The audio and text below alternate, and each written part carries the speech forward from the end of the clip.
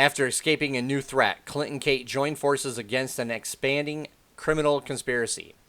Hello, everyone. I'm Steve from Valhartv, and today I'll be reviewing Hawkeye Episode 3. Excuse me. So this episode starts right off with giving us the backstory of Maya Lopez. She's the new head of the tracksuit mob. And it shows that she, from a little girl, she was deaf and she was missing a limb. So she had to go through all of, everything like that to overcome all those obstacles to be, a really good fighter. She could do sign language, and she was smart. We see that in class, when she's a little girl. So we get all these different things that are basically just like what Kate went through, in her little opening montage there. We see that they both overcome obstacles to get where they need to be. And, it introduces a handicapped villain now. But she's not bad in this. It's just, again, one of those things, And Lopez starts to interrogate Clinton. And, of course, she notices he has an hearing aid. And she goes through and, and talks to him about it. But then he's trying to sign. But her interpreter comes over and says, it's just not working out because he doesn't know sign language that well. He's literally trying to learn it because he's eventually going to go deaf at one point.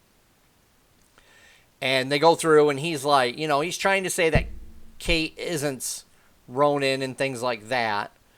But they don't really believe him. And then he tries to say that, he knows that he's not around anymore. And again, she goes right after Kate. But, my thing is like, nobody's asking about Kate's age. She looks quite young, especially for the time frame. And we end up getting a fight sequence where Clint gets out of his binds, takes off, runs around the building, and starts trying to, to fight the tracksuit guys a little bit. But then when he grabs his bow and everything, that's when things can kind of get cool because he's jumping over rails, going sideways, going boom, boom, just doing that, like 2 arrows at once to try to stop, like, Lopez there. Yeah, the whole thing was actually kind of cool. And then the sequence, after that. So, and we also end up finding out, obviously, the motivation between why Lopez wants to find Ronin because of her father being the head of it, the tracksuit mob at one point, and Ronin killed him. So I thought that was kind of a little interesting thing. But, again, nobody's questioning Kate's age in this.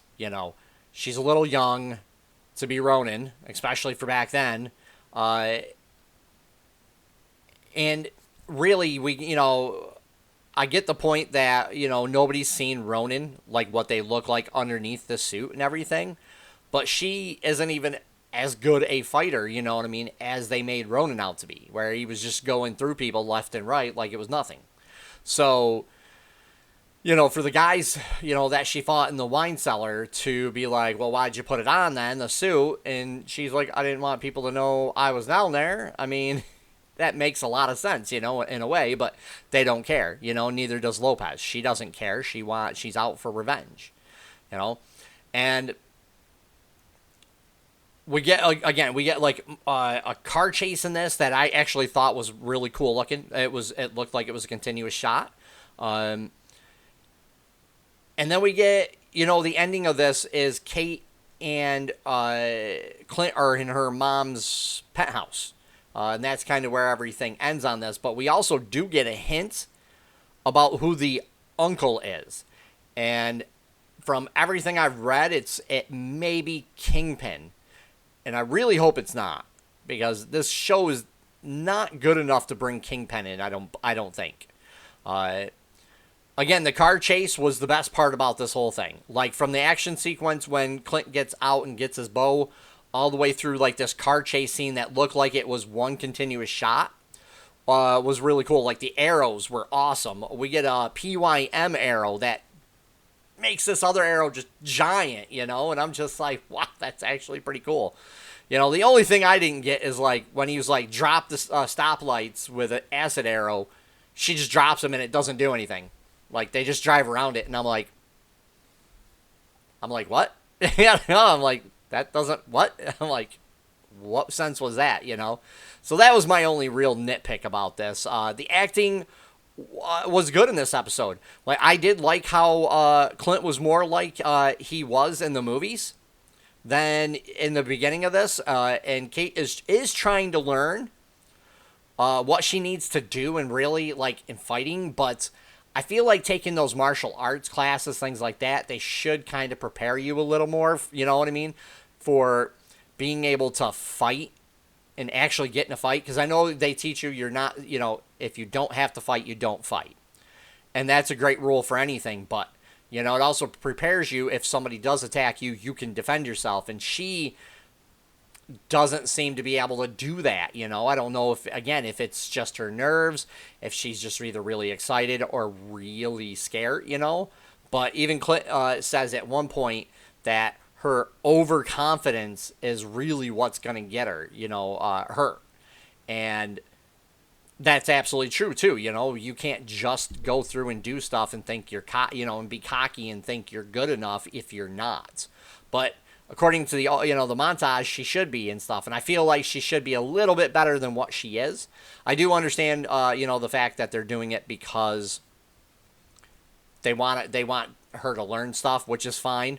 But I mean, really, going through all that training from a young age, you should have still kept up with it, things like that. The jokes in this also didn't land with me at all. Like, basically, all they were was Clint repeating what she was saying because he couldn't hear. And I just kind of was like, wait, what? That's not funny, you know? Like, it's not really funny at all. So, I had no chuckles in that. So, this episode was really all about clearing Kate's name with the tracksuit mob and getting away from them. It sets up the tracksuit mob as a recurring bad guy in this. They also hint at, again, someone above Lopez, which is the uncle, who may end up being Kingpin, and I hope it's not. I'd really honestly like to see more of the mystery with Kate's mom, you know, Kate's mom's fiance, Jack, and, you know, and all of that go on. And hopefully we can see, you know, because it's only 6 episodes, so there's only 3 more episodes left. So hopefully we get more of that, not as much of the tracksuit mob, but I have a feeling those are going to be the real bad guys in this. And I'm not sure if there's going to be a second season to this, but let me know down below what you guys thought about this episode. And if you guys like what I do, hit the like button and also subscribe. Take care for now, everyone.